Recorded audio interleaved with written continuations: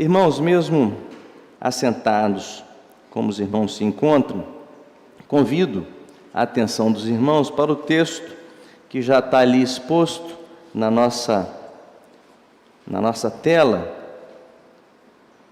E mesmo assentados como os irmãos se encontram, eu convido a atenção dos irmãos para a leitura que eu farei nesse texto da Escritura Sagrada, Lucas, capítulo 23, a partir do versículo 39.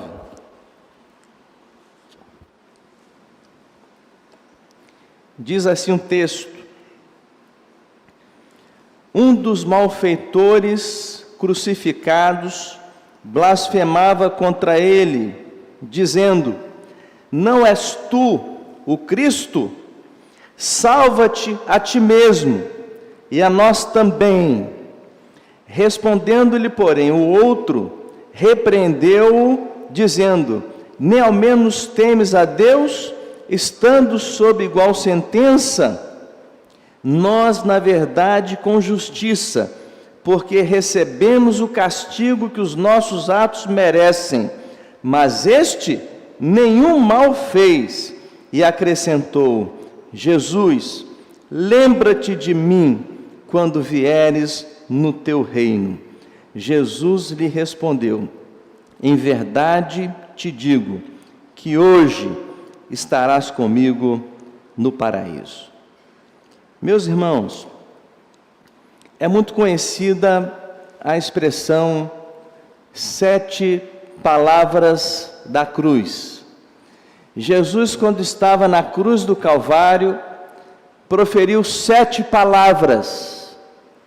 7 palavras. Ele faz daquele lenho maldito, daquela madeira, da cruz, o seu púlpito, a sua cátedra, onde ele estará ensinando verdades tremendas. A primeira palavra que Jesus dá na cruz é a palavra de perdão. Ele estava sendo esbofeteado, ele estava sendo pregado naquela cruz, tendo a sua carne traspassada, ele estava recebendo a coroa de espinhos, ele estava sendo cuspido, escarnecido por aqueles homens. Ele dirige ao Pai a sua primeira palavra na cruz, a palavra de perdão, quando ele diz: Pai, perdoa-os, porque não sabem o que fazem. A segunda palavra que Jesus profere na cruz do Calvário, irmãos, é a palavra da salvação. É exatamente o texto que nós lemos aqui nesta manhã, respondendo àquele ladrão arrependido que fala: Jesus, lembra-te de mim quando vieres no teu reino. Jesus então profere uma palavra àquele homem, a palavra da salvação. Jesus diz àquele homem: hoje estarás comigo no paraíso. A terceira palavra que Jesus profere na cruz do Calvário é a palavra da solidariedade. Maria, sua mãe, está ali aos pés da cruz. José já era falecido. Os irmãos de Jesus ainda não criam nele.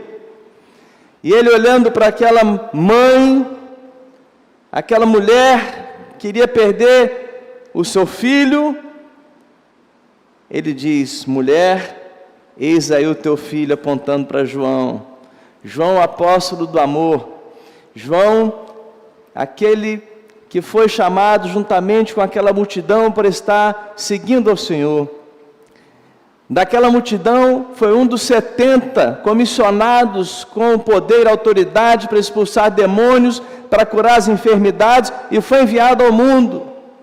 Dentre os 70, João foi escolhido um dos 12 para seguir mais de perto ao Senhor, para aprender a sua doutrina mais de perto, para estar privando da intimidade do Senhor. Dos 12, João foi um dos 3 que subiu ao monte da transfiguração e viu a roupa de Jesus, viu o Senhor ser transfigurado, o seu rosto ser transfigurado.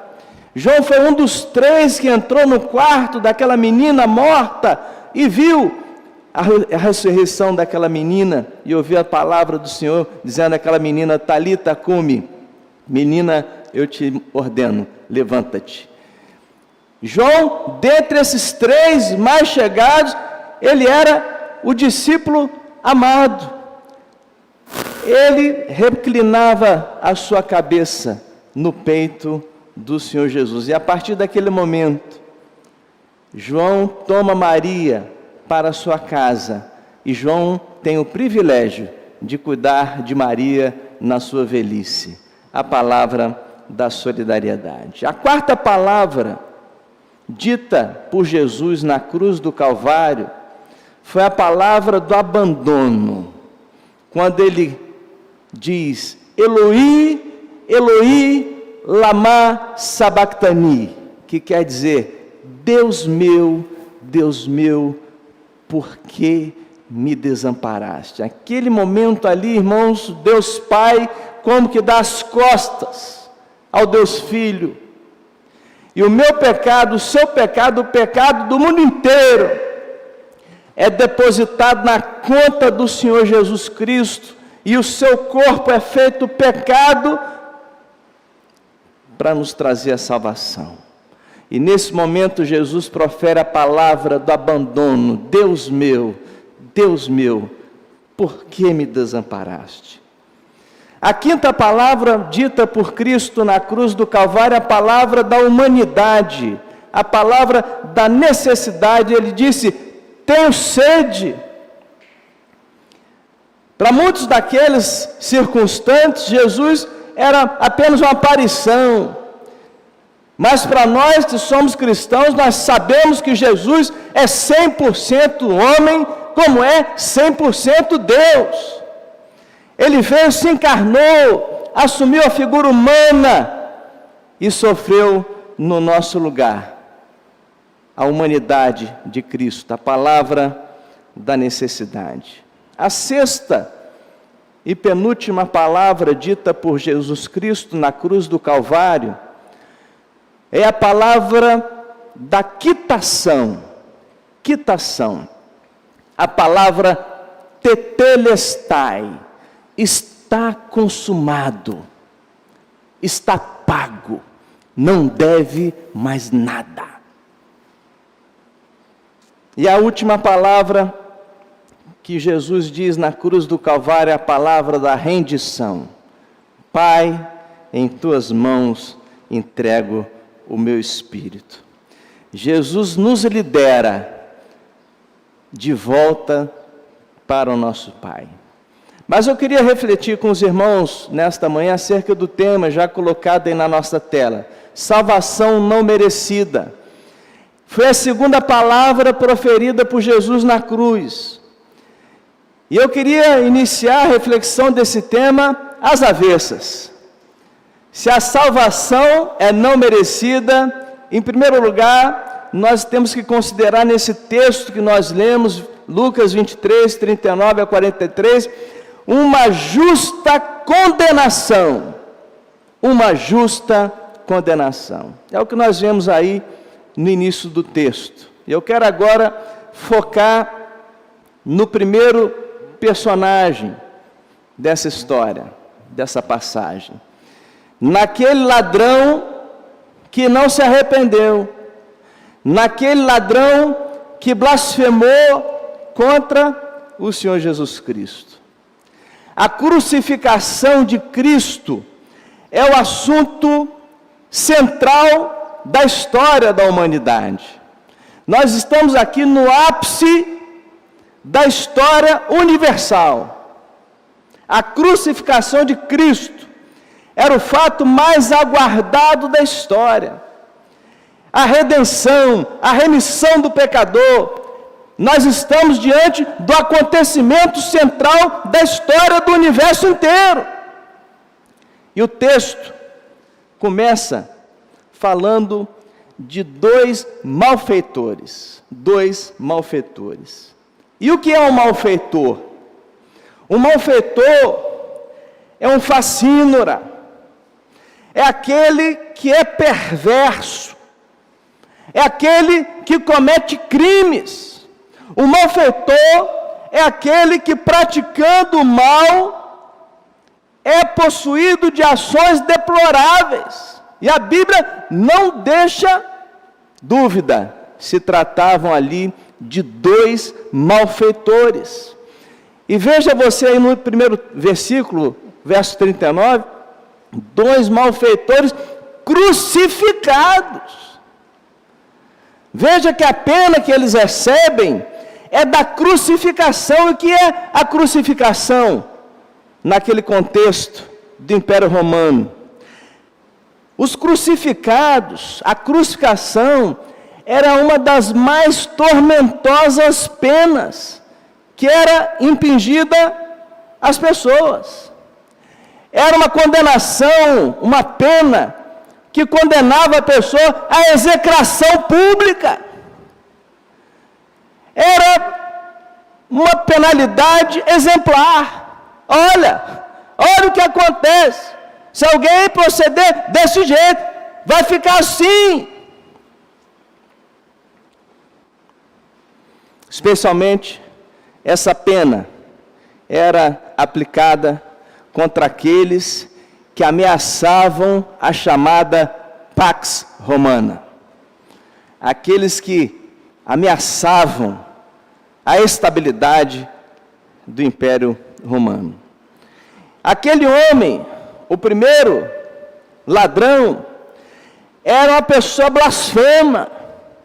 Blasfemou contra o Senhor Jesus Cristo. Ele estava ali, diante do Rei dos Reis, do Senhor dos Senhores, do autor de toda a criação, aquele que tem o poder de abrir a porta e ninguém fecha, aquele que tem o poder de fechar a porta e ninguém abri-la, aquele que tinha o poder de selar o seu destino por toda a eternidade. O que me chama a atenção, irmãos, é que aquele homem blasfemando, Jesus não lhe dá atenção. Jesus não se dá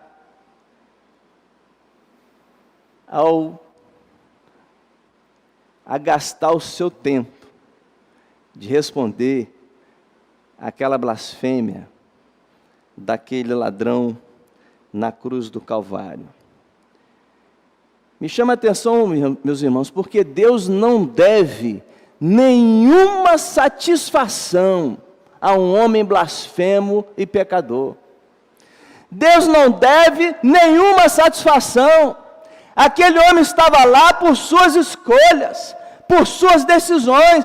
Ele decidiu aquilo. Deus não deve a sua misericórdia e o seu favor a todos os homens. A rigor, a nenhum homem. O homem é fruto das suas escolhas. O homem é aquilo que ele faz, aquilo que ele fez. Deus não deve nenhuma satisfação a homens blasfemos e pecadores. E aquele homem está insistentemente dirigindo a sua insolência contra o Senhor Jesus Cristo. Certamente, aquele homem já tinha ouvido falar de Jesus.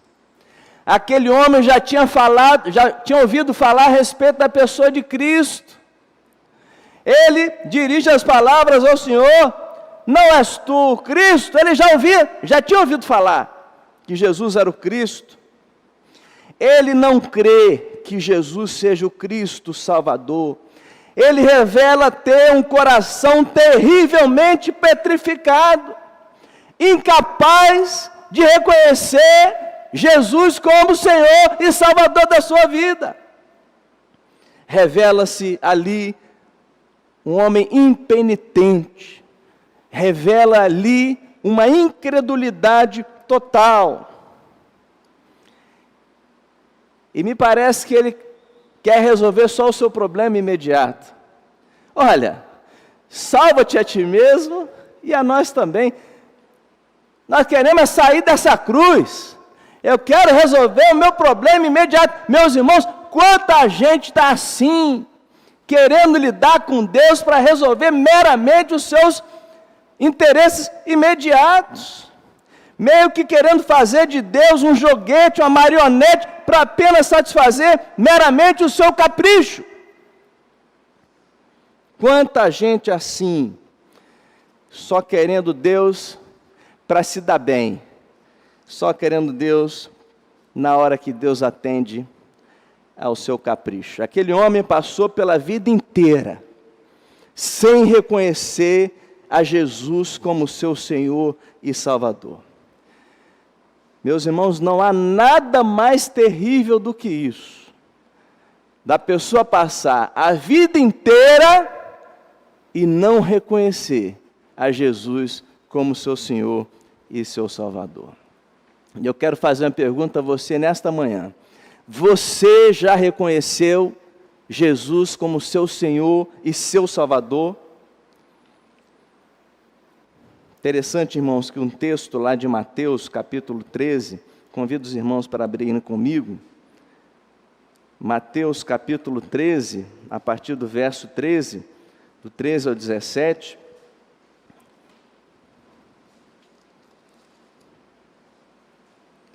Mateus 13, de 13 a 17. Vejam os irmãos, 2 ladrões, condenados pela mesma situação. Os 2 já tinham ouvido falar que Jesus era o Cristo. E os 2 têm reações completamente diferentes, diametralmente opostas. E por que isso acontece? Veja aí a resposta. Mateus 13, de 13 a 17. Por isso, lhes falo por parábolas, porque vendo, não veem, e ouvindo, não ouvem, nem entendem.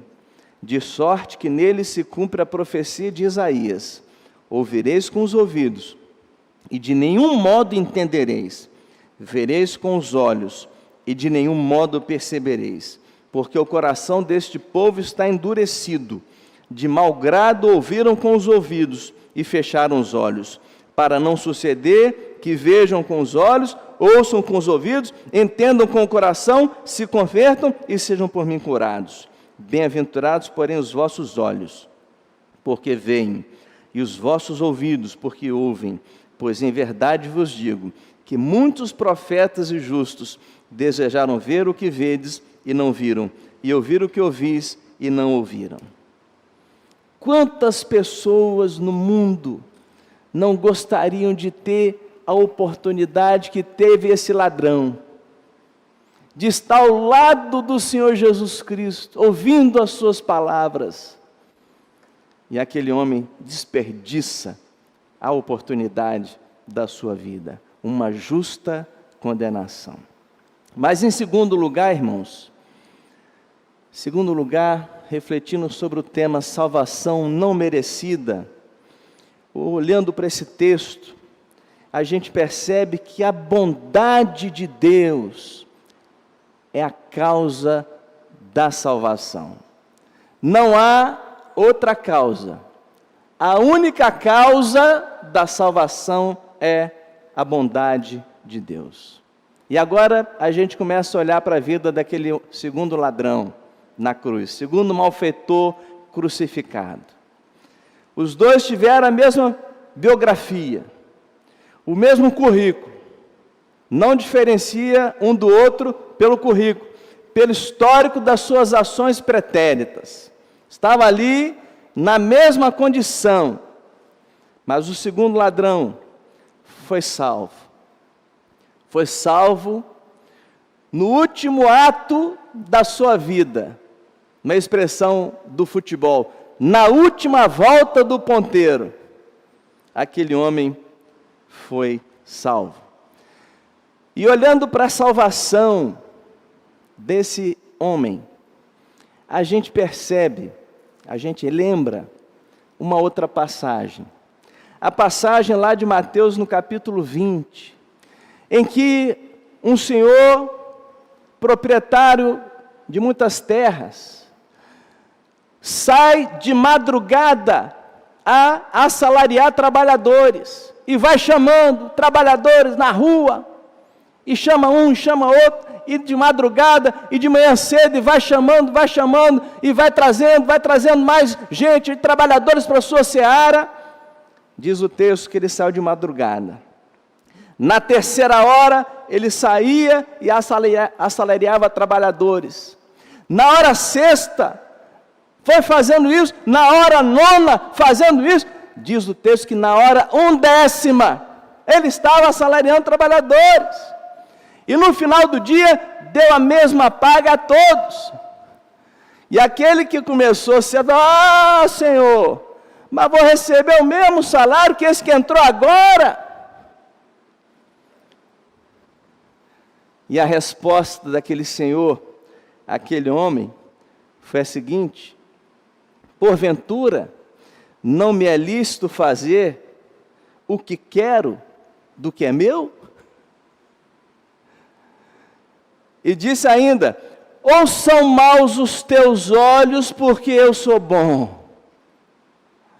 Aquele ladrão foi salvo no último minuto e recebeu o salário que todos os salvos já receberam, os que já estão na igreja militante, e que na igreja triunfante, e que nós, que somos membros da igreja militante, haveremos de receber um dia. A porta continua aberta, o Senhor continua assalariando trabalhadores, chamando as pessoas para o encontro com Ele. E aquele texto, o Senhor Jesus encerra dizendo assim: os últimos serão primeiros, e os primeiros serão últimos, porque muitos são chamados, mas poucos escolhidos. Interessante que aquele homem, ao ver aquele seu parceiro, digamos assim, de ofício, né, blasfemar do Senhor Jesus Cristo, ele toma as dores de Jesus, toma as dores de Deus e começa a defender. Olha, nós estamos aqui porque nós fizemos por onde? Agora esse aí, nenhum mal fez. Ele toma as dores de Deus. Meus irmãos, Deus não precisa ser defendido por nós. Mas interessante que aquele homem, ele se arrepende e dá mostras do seu arrependimento. E a porta para o arrependimento é a partir do momento que ele se reconhece pecador. Ele fala: olha, nós estamos aqui para receber o castigo que os nossos atos merecem. Ele se reconhece pecador. Irmãos, isso é tremendo, porque o requisito para você se tornar membro do corpo de Cristo, o requisito essencial para você ser aceito na igreja de nosso Senhor Jesus Cristo, o requisito fundamental é você se reconhecer pecador. É o arrependimento. O pastor Arthur falou esses dias aqui na igreja, talvez até alguém pudesse, ele falou: na igreja só tem gente ruim, né? É verdade, irmãos, porque Jesus só veio para os doentes, os sãos não precisam de médico, para esses ele não veio não, ele veio para quem se reconhece pecador. Interessante, irmãos, que aquele homem, ele antecipa pregações de Pentecostes do apóstolo Paulo. Ele, de certa forma, valida o ministério de João Batista, que veio preparando os caminhos do Senhor, anunciando o batismo de arrependimento de pecados. Ele está de acordo com os profetas, de acordo com a pregação de João Batista. De certa forma, ele antecipa o Pentecoste, porque no Pentecoste, o discurso de Pedro, é derramado o Espírito Santo, Pedro prega, e a resposta dos ouvintes: que faremos, irmãos? E Pedro responde: arrependei-vos dos vossos pecados, e crede no Senhor Jesus Cristo. O apóstolo Paulo, pregando em Atenas, ele notifica aquela geração, dizendo: olha, Deus não levou em conta os tempos da ignorância, mas agora notifica a todos que em toda parte se arrependam. Ele reconhece que Jesus é o Deus Filho, o Deus encarnado, um ladrão, um currículo reprovável, mas foi salvo pela graça do Senhor Jesus Cristo. Tem muita gente boa, muita pessoa que acredita nos seus predicados morais, muita gente reconhecida na sociedade que não reconhece Jesus como seu Senhor e seu Salvador. Eu vim aqui nesta manhã para dizer: os seus predicados morais não vão te levar para o céu. As obras que você julga boas não vão te levar para o céu. O que leva para o céu é a fé em nosso Senhor e Salvador Jesus Cristo, demonstrada por aquele ladrão. Ele creu em Jesus como sendo o Messias prometido, desde a queda, quando Adão caiu, e Deus disse à serpente, disse a serpente, que o calcanhar, o filho da mulher, haveria de esmagar a cabeça da serpente com seu calcanhar. Quem é o filho da mulher? Prometido por Deus na queda, é Jesus. É quem está esmagando a cabeça da serpente na cruz do Calvário. E aquele homem ainda tenta defender a Deus: este nenhum mal fez. Olha que interessante. Tem muita gente que tenta atribuir a Deus as mazelas da humanidade.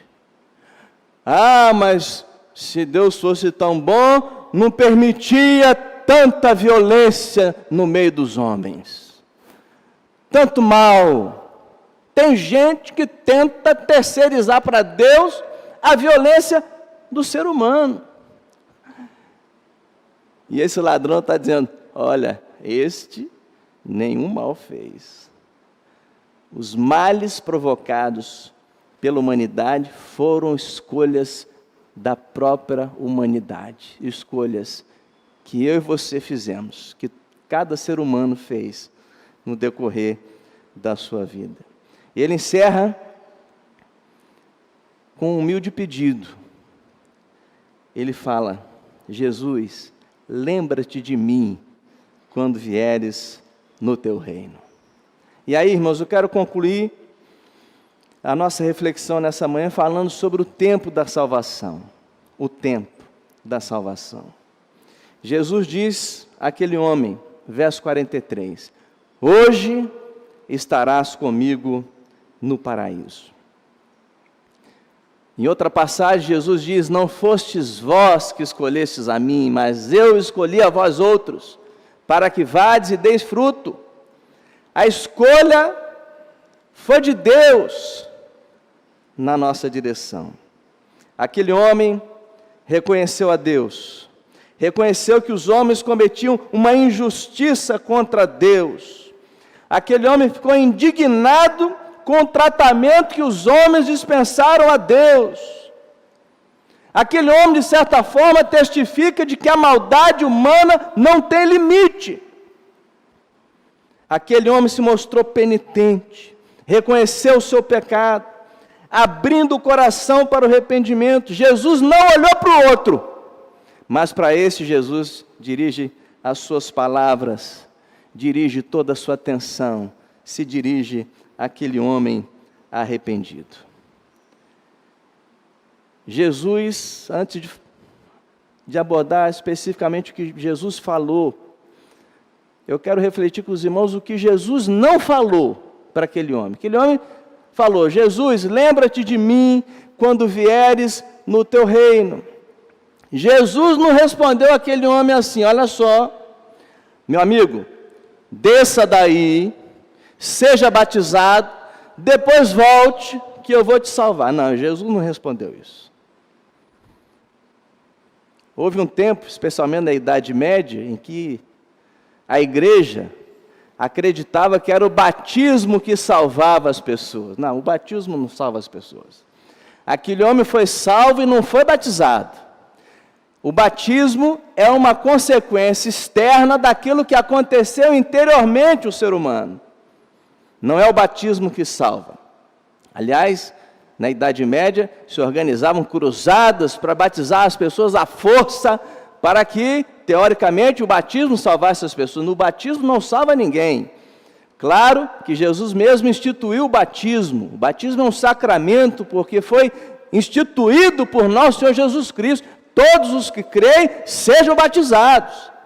Mas aquele homem não foi batizado, foi salvo sem ser batizado, mas foi salvo porque ele professou sua fé em Cristo Jesus. Jesus também não falou, presta atenção, meu amigo, respondendo à sua humilde oração, seu humilde pedido: Senhor Jesus, lembra-te de mim quando vieres no teu reino. Jesus não respondeu a ele: amigo, antes você vai para o purgatório, você vai purgar durante alguns anos, centenas de anos, milhares de anos, você vai num lugar intermediário, olha, o que você fez é muito grave. Jesus não respondeu assim. Jesus também não respondeu assim: olha, meu amigo, você vai antes reencarnar em várias vidas, para ver se a gente vai lidando com esses problemas seus. Jesus não respondeu assim, meus irmãos. Qual foi a resposta de nosso Senhor Jesus Cristo? Hoje estarás comigo no paraíso. Aí eu faço outra pergunta aos irmãos. Teria Jesus enganado aquele ladrão? Teria Jesus enganado aquele ladrão? C.S. Lewis, escritor cristão, sobre a pessoa de Jesus, ele falou que só há 3 possibilidades. Ou Jesus é um mentiroso, e Jesus mentiu, o ladrão. Ou Jesus é um lunático, ele não é quem ele pensa que é, e pode ter falado para o ladrão até com boa vontade, mas não resolveu a vida dele. Ou Jesus é Deus. Só há 3 possibilidades acerca da pessoa de Jesus Cristo. Ou ele é mentiroso, ele não é quem ele diz que ele é. E ele enganou o ladrão. Ele não é quem ele pensa que é, ele é um lunático. Ou ele é Deus. Ou ele é o Senhor dos senhores. Ou ele é o Rei dos reis. Ele é quem pode dar salvação ao homem. Jesus respondeu àquele homem: hoje estarás comigo no paraíso. Você já tem certeza da sua salvação? Você já entregou o seu coração a Jesus? Você já confessou a Jesus como seu único e suficiente Salvador? A salvação começa aqui e agora e é desenvolvida para toda a eternidade. O tempo da salvação é hoje. O tempo da salvação é agora. Não deixemos para amanhã. Não adiemos a nossa decisão. Esse é um assunto urgente. Em outras palavras, do autor sagrado, não podemos negligenciar tão grande salvação.